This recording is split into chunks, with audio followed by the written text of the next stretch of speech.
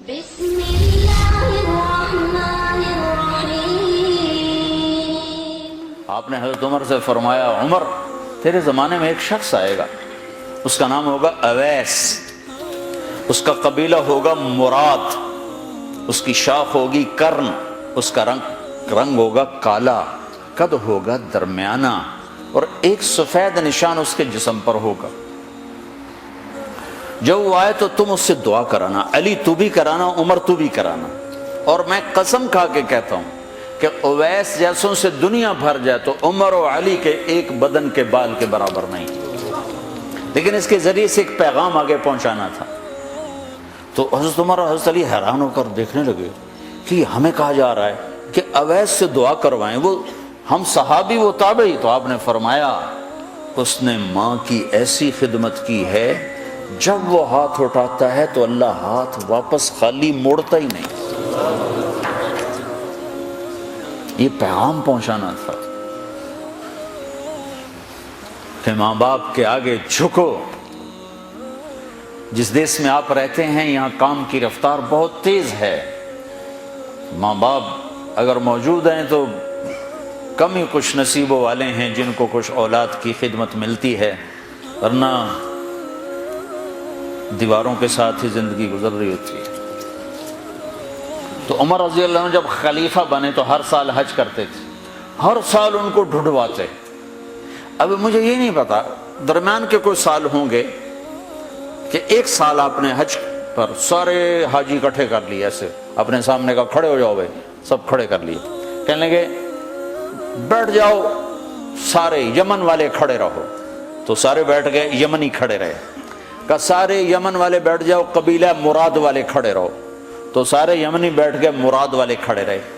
اس سال میں یمن گیا جماعت میں تو اویس کرنی کے گاؤں گیا، ان کی جگہ پیدا ہوئے، جو ان کا قبیلے کے لوگوں سے ملا، اس علاقے سے گزرا، دیکھا کہ اچھا یہاں وہ ہستی پیدا ہوئی تھی۔ خشک پہاڑ ہیں، بالکل خشک پہاڑ۔ پھر آپ نے کہا مراد والے بیٹھ جاؤ، قرن والے کھڑے رہو، تو صرف ایک آدمی باقی بچا۔ تو آپ نے اس سے پوچھا تم قرنی ہو؟ کہ جی ہاں۔ اویس کو جانتے ہو؟ کہ جانتا ہوں، میرا سگا بھتیجا ہے، میرے بھائی کا بیٹا، لیکن وہ تو تھوڑا پاگل سا ہے، آپ اس کا کیوں پوچھ رہے ہیں؟ تو عمر رضی اللہ تعالیٰ عنہ رونے لگے، کہا وہ نہیں، تو پاگل نظر آتا ہے۔ پھر آپ نے پوچھا کدھر ہے؟ آیا ہوا ہے حج میں ہے؟ کہ جی ہے۔ کدھر ہے؟ کہ جو اونٹ چرانے نکلا تھا عرفات کی طرف۔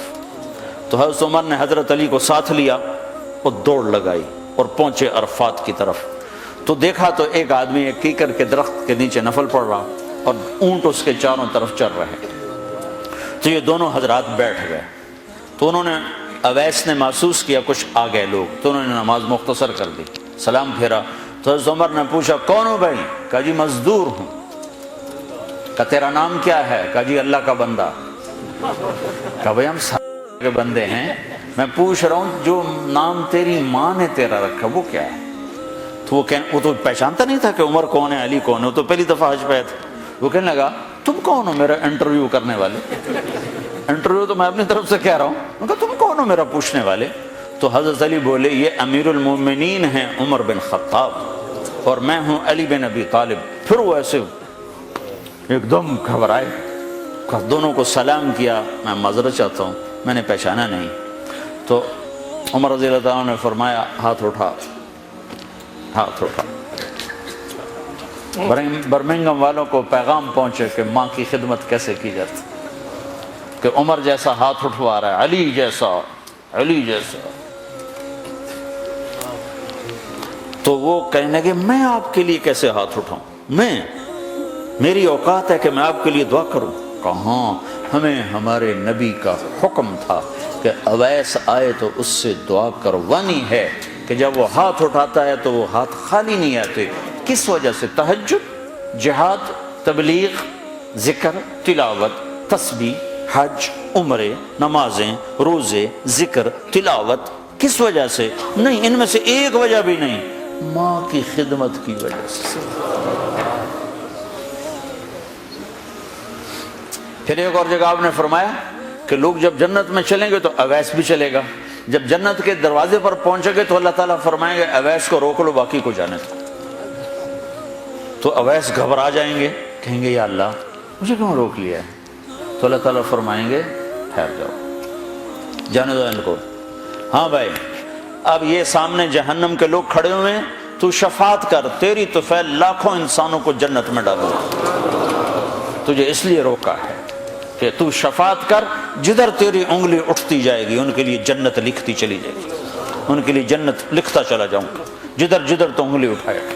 صرف پونڈ ہی سب کچھ نہیں، مائیں بھی بہت کچھ ہے، صرف پونڈ ہی سب کچھ نہیں ہے، باپ بہت کچھ ہے۔